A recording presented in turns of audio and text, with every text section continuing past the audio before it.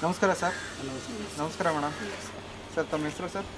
Sir ನನ್ನ ಹೆಸರು S K Narayana ಸ್ವಾಮಿ ಅಂತ. ಮೇಡಮ್ ತಮ್ಮ ಹೆಸರು ಮೇಡಮ್? ಯಾವ ಗ್ರಾಮ ಪಂಚಾಯತಿಯಿಂದ ಗೆದ್ದಿರೋದು ಮೇಡಮ್? ಇಂಡಿಪೆಂಡೆಂಟಾಗಿ ಗೆದ್ದಿರೋದಾ ಸರ್? ಮೇಡಮ್ ಅವ್ರು ಗೆದ್ದಂಥ ಸಂದರ್ಭದಲ್ಲಿ ಅವ್ರಿಗೆ ಬಂದಿರೋಂಥ ಟೋಟಲ್ ಓಟ್ ಎಷ್ಟಿತ್ತು ಸರ್? ಸರ್ ಅವ್ರಿಗೆ ಟೋಟಲ್ ಓಟು 405 ಓಟ್ ಬಂದಿತ್ತು. 405. 460 ಓಟು ಅದರಲ್ಲಿ ಸುಮಾರು ತಿರಸ್ಕೃತ ಆದವು. ಕರೆಕ್ಟಾಗಿ ಬಿದ್ದಿರೋ ಓಟ್ ಅಂದರೆ 405 ಓಟ್. 405 ಓಟ್ ಬಿದ್ದಿದೆ. ಎಷ್ಟು ಲೀಡಿಂಗಲ್ಲಿ ಗೆದ್ದರು ಸರ್? ಸರ್ ನಮ್ಮ ಆಪೋಸಿಟ್ಗೆ 150 ಓಟ್ ಮಾತ್ರ ಬಿದ್ದಿತ್ತು. 150 ಓಟು ಮಿಕ್ಕಿದ್ದೆಲ್ಲ ನಿಮ್ಮದು ಲೀಡಿಂಗಲ್ಲಿ ಗೆದ್ದಿದ್ದೀರ ಸರ್. ಮೇಡಮ್ ಅವ್ರು ಯಾವ ಪಕ್ಷದಲ್ಲಿ ತಮ್ಮನ್ನು ಗುರುತಿಸ್ಕೊಂಡವ್ರೆ? ಸರ್ ನಾವು ಯಾವ ಪಕ್ಷದಲ್ಲೂ ಗುರುತಿಸ್ಕೊಳಕ್ಕೆ ಹೋಗಲಿಲ್ಲ. ಇಂಡಿಪೆಂಡೆಂಟಾಗೆ ನಾವು ಫಸ್ಟು ನಮ್ಮ ಶಾಸಕರು ಇದ್ರಲ್ಲ, ಇವರು ಕೃಷ್ಣೇಶ್ ಶೆಟ್ಟರು, ಅವರೊಂದು ಬಣದಲ್ಲಿದ್ದರೆ ಕಾರಣಾಂತರಗಳಿಂದ ಅವ್ರ ಬಣದಿಂದ ನಮ್ಮನ್ನು ಬೇರೆ ತಳ್ಳಿದ್ರು. ಊರಿನ ಜನ ನಮ್ಮನ್ನು ಮೊದಲೇ ಇವರೇ ಬೇಕು ಎಲೆಕ್ಷನ್ಗೆ ಅಂತ ಹೇಳಿದಾಗ ನಮ್ಮನ್ನೇ ಆಯ್ಕೆ ಮಾಡಿದರು. ನಮ್ಮನ್ನೇ ಆಯ್ಕೆ ಮಾಡಿದ್ದಾಗ MLA ಅವ್ರ ಮಾತು ಬಿಟ್ಟು ನಮ್ಮನ್ನು ಊರು ಜನ ಆರಿಸಿದ್ರು. ಒಳ್ಳೆತನದಲ್ಲಿದ್ದಾರೆ, ಇವರೇ ಇರಲಿ, ಮುಂದೆ ಫ್ಯೂಚರಲ್ಲಿ ಒಳ್ಳೇದಾಗುತ್ತೆ ಅಂತ ಜನ ಡಿಸೈಡ್ ಮಾಡಿ ನಮ್ಮನ್ನೇ ಆರಿಸ್ಕೊಂಡು. ಸರ್ ಮೇಡಮ್ ಅವರು ಮನೆ ಕೆಲಸ ಮಾಡ್ಕೊಂಡು ಏನಕ್ಕೆ ರಾಜಕೀಯಕ್ಕೆ ತರಬೇಕು ಅಂತ ತಮ್ಗನ್ನಿಸ್ತು? ಸರ್ ನಾವು ರಾಜಕೀಯಕ್ಕೆ ಬರಬೇಕು ಅನ್ನೋ ಉದ್ದೇಶ ಇರಲಿಲ್ಲ. ನಾವು ಇರೋ ಕೆಲಸನೇ ಮಾಡ್ಕೊಂಡು ಹೋಗೋಣ ಅಂತ ನಾವು ಇದಿತ್ತು. ಬಟ್ ಏನಾಯಿತು ಅಂದರೆ ಆ ಒಂದು ಕೆಲವೊಂದು ಸನ್ನಿವೇಶಗಳಲ್ಲಿ ಬೇರೆ ನಮ್ಮ ಕ್ಯಾಟಗಿರಿಯಲ್ಲಿ ಬೇರೆ ಇವರು ಇಲ್ಲದ ಕಾರಣ ಇಡೀ ಊರೆಲ್ಲ ನಮ್ಮನ್ನೇ ಪ್ರೋತ್ಸಾಹ ಮಾಡಿ ನಾವು ಆಗಲ್ಲ ಅಂತ ಹೇಳಿದ್ರು ಆದರೂ ಬಿಡಲಿಲ್ಲ. ಕ್ಯಾಟಗಿರಿಯಲ್ಲಿ ನಮ್ಮನ್ನೇ ನಿಲ್ಲಿಸ್ಬೇಕು, ಬೇರೆ ಯಾರು ಸೂಕ್ತವಾದ ವ್ಯಕ್ತಿಗಳಿಲ್ಲ, ಇಬ್ಬರಲ್ಲಿ ಯಾರಾದರೂ ಒಬ್ಬರು ಆಗಲೇಬೇಕು, ಸಂಪೂರ್ಣ ನಮ್ಮ ಬೆಂಬಲ ಐತೆ ಅಂತೇಳಿ ಊರಿನ ಎಲ್ಲ ಜನ ಒತ್ತಾಯದ ಮೇರೆಗೆ ನಾವು ಈ ಒಂದು ರಾಜಕೀಯಕ್ಕೆ ಕಾಲಿಡಬೇಕಾಗಿ ಅಷ್ಟು ಬಿಟ್ಟರೆ ನಾವು ಏನಕ್ಕೆ ಬಂದಿಲ್ಲ. ಸರ್ ತಮ್ಮ ಕುಟುಂಬದಲ್ಲಿ ಇದೇ ಮೇಡಮ್ ಅವರೇ ಮೊದಲ ರಾಜಕೀಯಕ್ಕೆ ಬಂದಿದ್ದು ಅಥವಾ ಹಿಂದಿನಿಂದಲೇ ಯಾರೋ ರಾಜಕೀಯದಲ್ಲೇ ಇದ್ರ ನಿಮ್ಮ ತಮ್ಮ ಕುಟುಂಬದಲ್ಲಿ? ಇಲ್ಲ ಸರ್, ರಾಜಕೀಯದಲ್ಲಿ ಯಾರಿಲ್ಲ, ಇದೇ ಫಸ್ಟಾ? ಇದೇ ಫಸ್ಟ್.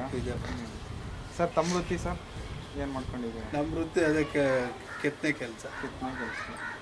ಸರ್ ತಮಗೆ ರಾಜಕೀಯ ಅನುಭವ ಎಷ್ಟು ವರ್ಷದಿಂದ ಇದೆ ಸರ್ ತಮಗೆ? ಸರ್ ನಮ್ಗೆ ಅಷ್ಟೇ ರಾಜಕೀಯ ಅನುಭವ ಇಲ್ಲ, ಅಷ್ಟೊಂದು ಇಲ್ಲ. ಸಾಧಾರಣವಾಗಿ ಎಲ್ಲ ಸೂಕ್ಷ್ಮವಾಗಿ ಗಮನಿಸ್ತಾ ಇದ್ದಾರೆ, ಬಟ್ ಅಷ್ಟೊಂದು ಆಳವಾದ ಒಂದು ಇದಿಲ್ಲ. ಸಾಧಾರಣವಾಗಿ ಗೊತ್ತಿರೋದು ಈ ನ್ಯೂಸ್ ಪೇಪರಲ್ಲಿ ಮತ್ತು ದೊಡ್ಡ ದೊಡ್ಡ ವ್ಯಕ್ತಿಗಳ ಹತ್ರ ಡಿಸ್ಕಸ್ ಮಾಡೋವಾಗ ಆ ಒಂದು ವಿಚಾರ ತಿಳ್ಕೊಂಡ್ರೆ ಬಿಡು, ಅದು ಹೇಗೆ ಮಾಡಬೇಕು ಏನು ಅನ್ನೋದು ಅಷ್ಟೊಂದು ಗೊತ್ತಿರಲಿಲ್ಲ. ಸರ್ ಜನ ಇದೇ ಥರ ಬೆಂಬಲ ಕೊಡ್ತಾ ಬಂದರೆ ರಾಜಕೀಯದಲ್ಲೇ ಏನಾದ್ರು ಮುಂದುವರಿಸ್ತೀರಾ ಮೇಡಮ್ನ?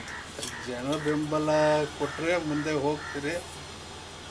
ಈಗ ನಮಗೆ ಈ ರಾಜಕೀಯನೇ ಸ್ವಲ್ಪ ಹೋಲಿಸಿದ್ದು ಹೋಗ್ತಾ ಇದೆ. ಅದರಿಂದ ನಮಗೆ ಪ್ರಾಮಾಣಿಕವಾಗಿರೋರು ಅಂಥವ್ರಿಗೆ ಅಲ್ಲಿ ಕಾಲಾವಕಾಶ ತುಂಬ ಕಡಿಮೆ ಕಾಣಿಸ್ತಾ ಇದೆ. ನೋಡ್ಬೇಕು ಸರ್, ನಿರ್ಣಯ ಕಾಲದ ಮೇಲೆ. ಸರ್ ಈಗ ಗೆದ್ದು 3 ವರ್ಷ ಆಗಿದೆ ಮೇಡಮ್ ಅವರು.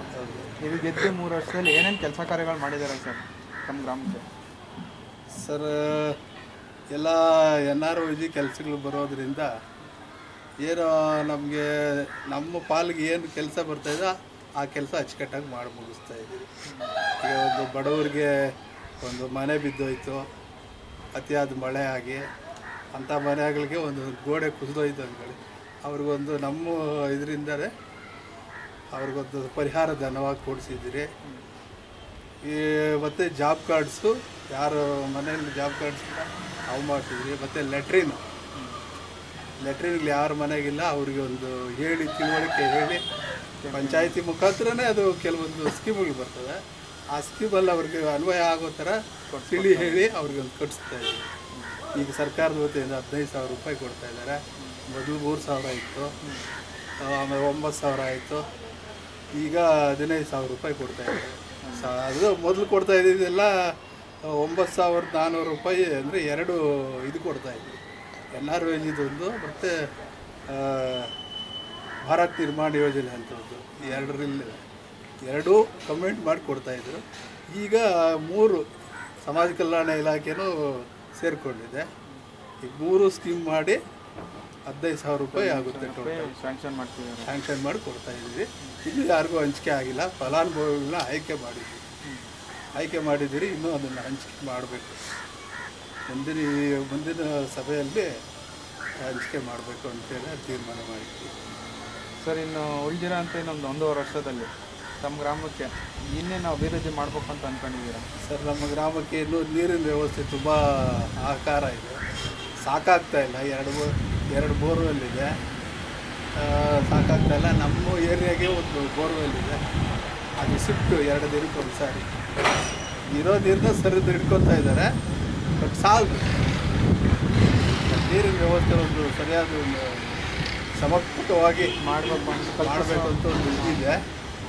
ಸರ್ಕಾರದ ವತಿಯಿಂದ ನಮಗೆ ಸವಲತ್ತು ಕೊಟ್ಟರೆ ನಾವು ಜನಕ್ಕೆ ಮುಂದೆ ನಿಂತು ಇನ್ನೂ ಕರೆಕ್ಟಾಗಿ ಅವ್ರಿಗೆ ನೀರು ತಲುಪಿಸೋ ಥರ ಮಾಡ್ತೀರ. ಸರ್, ತಮ್ಮ ಗ್ರಾಮದ ಜನತೆ ತಮ್ಮ ಬಳಿ ಯಾವ ಸಮಸ್ಯೆ ಜಾಸ್ತಿ ಹೇಳ್ಬೇಕಾಗಿದೆ? ಸರ್, ಇದು ಮಾಮೂಲಿಯಾಗಿ ನೀರಿನ ಸಮಸ್ಯೆ ಮತ್ತು ಬೇರೆ ಇದೆ, ಶೌಚಾಲಯಗಳು, ಬೇರೆ ತೊಂದರೆಗಳು ಬಂದಾಗೆಲ್ಲ ಹೇಳ್ಕೊತಾರೆ. ಅದರಲ್ಲಿ ಅಧಿಕಾರ ನಮಗೆ ಜನ ಕೊಟ್ಟಿರೋದ್ರಿಂದ ಆ ಒಂದು ಇತಿಮಿತಿಯಲ್ಲೇ ನಾವು ಆ ಒಂದು ಕಷ್ಟ ಪರಿಹಾರ ಮಾಡಬೇಕಾಗುತ್ತೆ. ಅದಕ್ಕಿಂತ ದೊಡ್ಡ ಕಷ್ಟಗಳು ಬಂದಾಗ ಅದು ನಮ್ಮ ಕೈಯಲ್ಲಿ ಆಗೋದಿಲ್ಲ, ಅದು ದೊಡ್ಡ ಲೆವೆಲಲ್ಲಿ ಹೋಗಬೇಕಾಗುತ್ತೆ. ಆ ಥರ ಹೋದಾಗ ಅದರದ್ದು ಬೇರೆ ವ್ಯವಸ್ಥೆ ಇದೆ, ಆ ಥರ ಅದನ್ನು ಸಾಲ್ವ್ ಮಾಡಿ. ಸರ್, ಅವ್ರ ಸಮಸ್ಯೆ ಹೇಳ್ಕೊಂಡಾಗ ಯಾವ ಥರ ಸ್ಪಂದಿಸ್ತಾ ಬಂದಿದ್ದೀರಾ ಜನತೆ ಜೊತೆ? ಸಾಧಾರಣವಾಗಿ ಅವರು ಸಮಸ್ಯೆ ಹೇಳಿದಾಗ ಅದನ್ನು ಹೇಳ್ತೀರಿ. ಫಸ್ಟು ಒಳ್ಳೆ ಮಾರ್ಗದರ್ಶನ ಕೊಡ್ತೀವಿ. ಈ ಥರ ಮಾಡಬೇಕು, ನೀನು ಕೆಲಸ ಈಗ ಇರಬೇಕಾಗಿತ್ತು, ಇದರಲ್ಲಿ ನೀನು ತಪ್ಪು ಮಾಡಿದ್ಯಾ, ಅದು ಬಿಟ್ಬಿಡು, ಮತ್ತೆ ನೋಡಿ ಹೀಗೆ ಮಾಡ್ಕೊ, ಈಗ ಕರೆಕ್ಟಾದ ಒಂದು ನ್ಯಾಯಯುತವಾದ ಹೋರಾಟ ಮಾಡು, ನಿನ್ನ ಬೆಂಬಲಕ್ಕೆ ನಾವು ಇರ್ತೀರಿ, ನಿಮಗೇನು ಸರ್ಕಾರದಿಂದ ಬರಬೇಕಾಗುತ್ತೋ ಅದನ್ನು ಕೊಡಿಸ್ತೀವಿ ಅನ್ನೋ ಒಂದು ಭರವಸೆ ಕೊಡ್ತಾ ಬಂದಿದ್ರಿ, ಮಾಡಿಕೊಡ್ತಾನೂ ಇದ್ವಿ. ಸರ್, ತಮಗೆ ಯಾರು ರಾಜಕೀಯ ಗುರುಗಳು ಅಥವಾ ಸ್ಫೂರ್ತಿ ಅಂತ ಇದ್ದಾರೆ? ಸರ್, ಹೇಳಕ್ಕೆ ನನ್ನ ಜೊತೆಯಲ್ಲೇ ನಾನು ರಾಜಕೀಯಕ್ಕೆ ತರಬೇಕು ಅಂತೇಳಿ ಇದು ಮಾಡಿದನು. ಈಗ ಇದಾಗಿದೆ,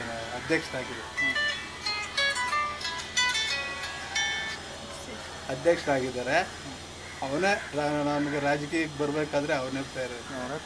ಮೇಡಮ್, ತಮ್ಗ್ಯಾರು ಮೇಡಮ್ ಸ್ಫೂರ್ತಿ ರಾಜಕೀಯಕ್ಕೆ ಬರೋಕ್ಕೆ? ನಿಮ್ಮ ಯಜಮಾನ್ರೆ ಸ್ಫೂರ್ತಿನಾ? ಸರ್, ನಿಮ್ಮ ಉಳಿದಿರೋಂಥ ಸದಸ್ಯರಿಗೆ ಏನು ಹೇಳಕ್ಕೆ ಇಷ್ಟಪಡ್ತೀರಾ ಸರ್? ಸರ್, ಎಲ್ಲ ಬಡವರ ಒಂದು ಏಳಿಗೆಗೋಸ್ಕರ ಎಲ್ಲರೂ ಕೈ ಜೋಡಿಸಿ ಬಡವರ ಒಂದು ಕಷ್ಟ ಕಾರ್ಪಣ್ಯದಲ್ಲಿ ಎಲ್ಲರೂ ಭಾಗಿಯಾದರೆ ಯಾರೂ ಬಡವರು ಅನ್ನೋದೇ ಇಲ್ದಿರ ಒಂದು ಸಮಾನತೆಯ ಒಂದು ಸಮಾಜನ ನಿರ್ಮಾಣ ಮಾಡೋಕ್ಕೆ ಸಾಧ್ಯ ಆಗುತ್ತೆ ಅಂತ ಹೇಳೋಕ್ಕೆ ಇಷ್ಟಪಡ್ತೀನಿ. ಸರ್, ಮೇಡಮ್ ಅವ್ರಿಗೆ ಸ್ಥಾನಕ್ಕೆ ಬರೋಕ್ಕೆ ಗ್ರಾಮದ ಜನತೆನೇ ಕಾರಣ. ಹೌದು ಸರ್. ಅವ್ರಿಗೆ ಏನು ಹೇಳೋಕ್ಕೆ ಇಷ್ಟಪಡ್ತೀರ? ಗ್ರಾಮದ ಜನಗೆ ನಾವು ಯಾವತ್ತೂ ಋಣಿಯಾಗಿದ್ದೀರಿ. ನಾವೇನು ದುಡ್ಡು ಕೊಟ್ಟವರಲ್ಲ. ಆ ದೊಡ್ಡ ಆಸೆ ಆಕಾಂಕ್ಷೆಗಳು ಭರವಸೆಗಳು ಕೊಟ್ಟಿಲ್ಲ. ಇರೋದರಲ್ಲಿ ಕರೆಕ್ಟಾಗಿ ಏನಾಯಿತು ಅದನ್ನು ನಡೆಸ್ಕೊಂಡು ಹೋಗ್ತಾ ಇದ್ದೀರಿ. ಮುಂದೆನೂ ಹಾಗೆ ಇರುತ್ತದೆ, ಈಗಲೂ ಹಾಗೆ. ಅವ್ರಿಗೊಂದು ಕೃತಜ್ಞತೆ ಹೇಳೋಕ್ಕೆ ಇಷ್ಟ. ಅದೊಂದು ಕೃತಜ್ಞತೆ ನಾವು ಸಲ್ಲಿಸಲೇಬೇಕು. ಅವ್ರಿಗೋಸ್ಕರ ನಾವು ಏನು ನಮ್ಮಿಂದ ಏನು ಸಹಾಯ ಬೇಕೋ ಆ ಸಹಾಯ ಮಾಡ್ತಾ ಇದ್ದೀವಿ, ಮುಂದೇನೂ ಮಾಡಿ. ಇಷ್ಟು ಕಾಲ ತಮ್ಮ ಮನದಾಳದ ಮಾತುಗಳನ್ನು ಹಂಚಿಕೊಳ್ಳೋಕ್ಕೆ ಧನ್ಯವಾದಗಳು.